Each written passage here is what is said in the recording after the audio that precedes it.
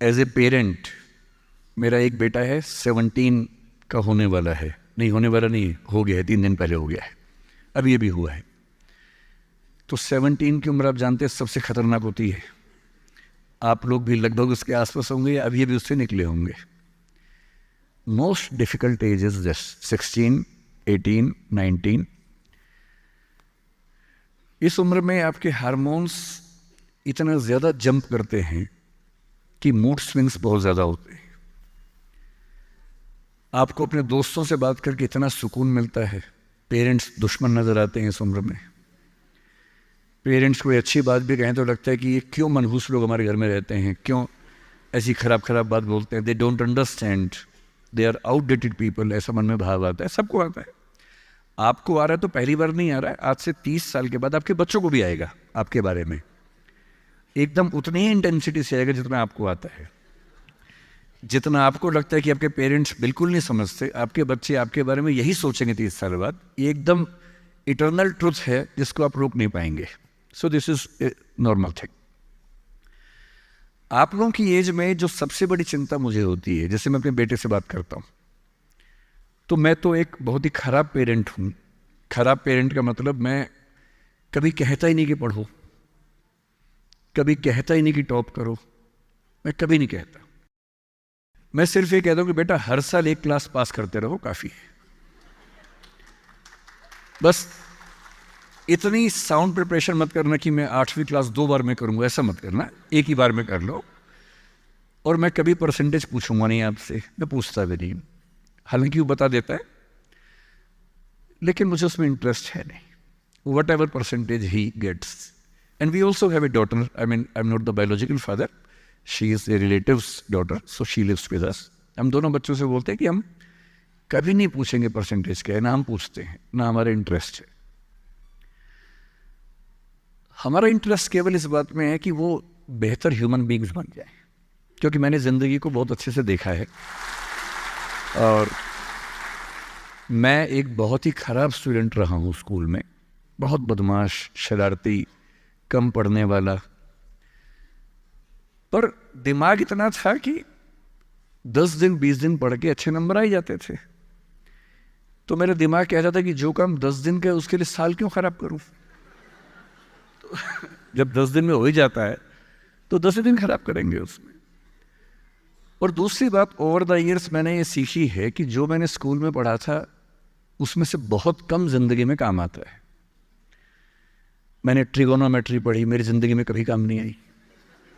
मैं कभी theta Vita लगा ही नहीं पाता कहीं पर भी, आज तक यूज़ नहीं किया मैंने थीटा, कहाँ थी यूज़ करूँ, काम में नहीं आया। मैंने दुनिया भर के नक्शे रटे थे स्कूल में, कहीं काम नहीं आए। जब किसी देश में घूमने जाता हूँ वहाँ का नक्शा देख लेता हूँ और बचपन वाला याद भी नहीं आता, फिर से देखना पड़ता है, सीधी सी बात है।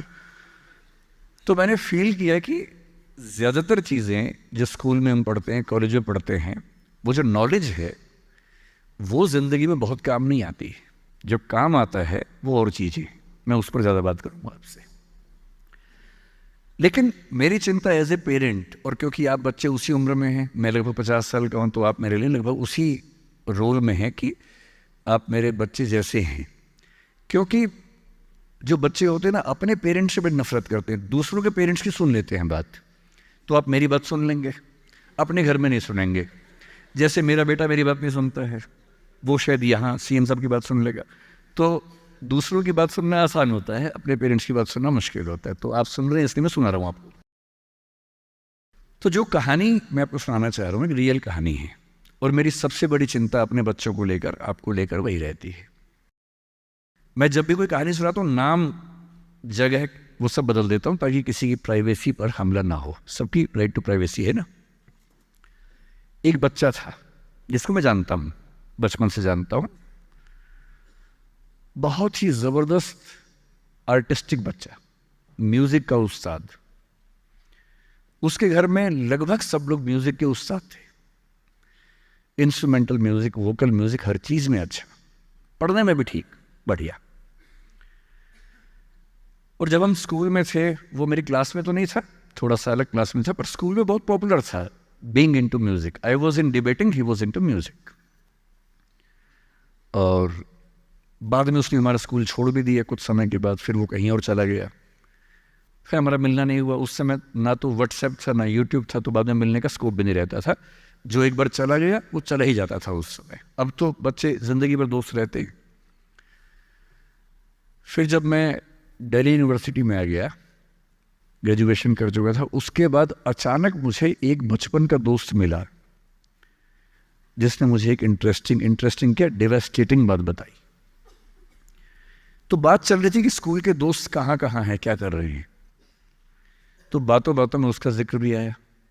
तो मैंने बड़ी उम्मीद से पूछा, मैंने कहा वो तो बॉम्बे चला गया होगा, फिल्म इंडस्ट्री में चला गया होगा। तो मेरे दोस्त ने पूछा कि तुम्हें नहीं पता उसके बारे में? मैंने कहा नहीं। उसने कहा यार वो जेल में है,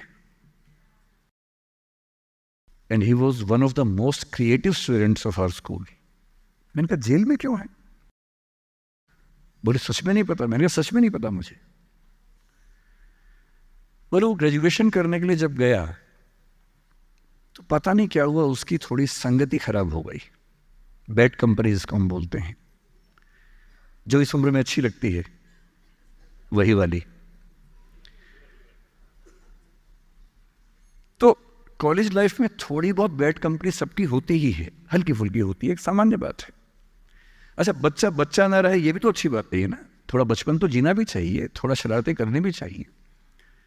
पर किसी किसी का दुर्भाग्य होता है कि ज्यादा हो जाता है। उसके साथ ऐसा हुआ।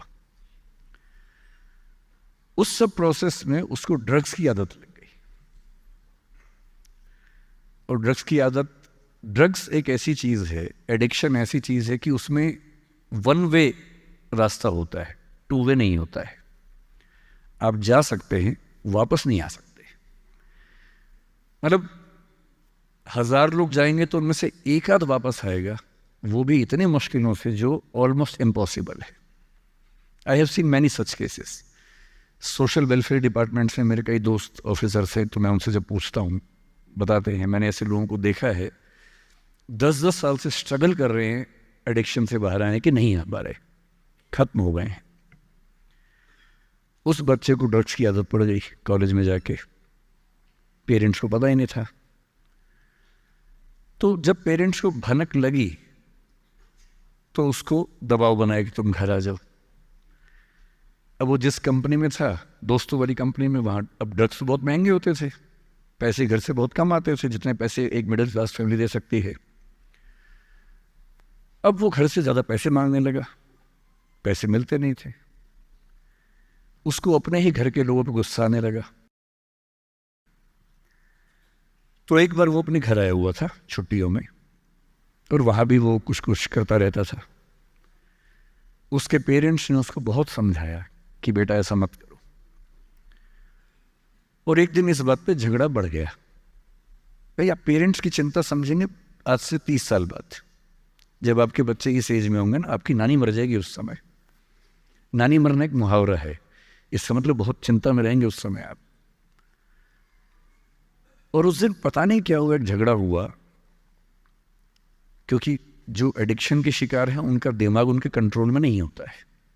यहाँ तक कि जो ड्रिंक करते हैं, ड्रिंक एक लेवल से ज़्यादा कर लें तो दिमाग कंट्रोल से बाहर निकलने लगता है। ड्रग्स में तो ये एलिमेंट बहुत ज़्यादा होता है। और आधी रात को उसने क्या किया, उसने अपनी फैमिली के 5 लोगों का मर्डर कर दिया। मर्डर। उसने खाने में जहर मिलाया, लगभग सब लोग उससे मर गए।